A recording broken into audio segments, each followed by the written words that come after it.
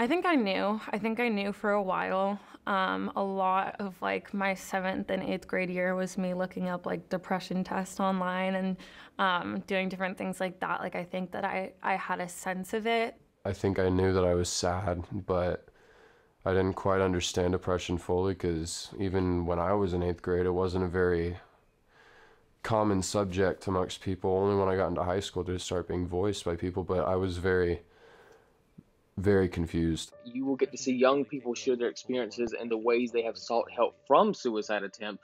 Tell us more about this documentary this morning, Alexandra. Well, it's interesting because this is not a new problem. The pandemic has only exacerbated all problems.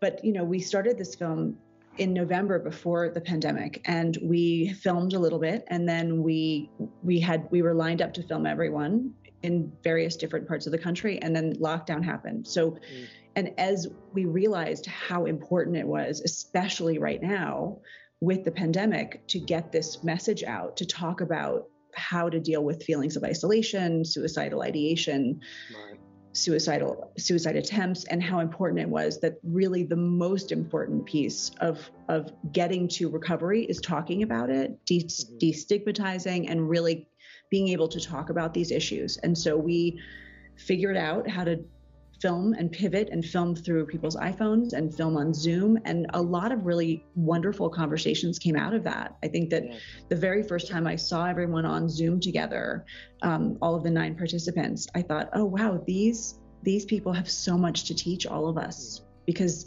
they've been dealing with anxiety and isolation and recovery. And so they have so many tools to teach us. The night of my suicide attempt, me and my mom kind of looked at each other and we were like, okay, well, I might need some help, We started looking for Black therapists so that I have someone that I could relate to on lots and lots of bases. I do want to point out to our audience, just give them a little background story about you. You suffered from POTS, which is a condition that causes you to faint. After your diagnosis, you were terrified of being alone, sort of spiraling into anxiety and deep depression for you, which actually led to self-harm. Kind of talk to us about that. How are you doing now? So, after being diagnosed with that illness and struggling with, self-harm, eating disorders, I just felt so numb from the depression. And then because of my anxiety, I was just living in a constant state of terror and fear. And so the combination of that numbness and terror, it wasn't a good state of mind to live in. And I didn't know how to get out of that. And it became so overwhelming that I couldn't take it anymore. And I wanted to take myself out of the equation. So I had a suicide attempt, but luckily my mom, she saved me in the middle of that attempt, thank God. And when she did, it just made me realize that I need a tool that I can use not only for my chronic illness, but for my mental illness as well, so that I can gain back some of that independence I had lost and get better.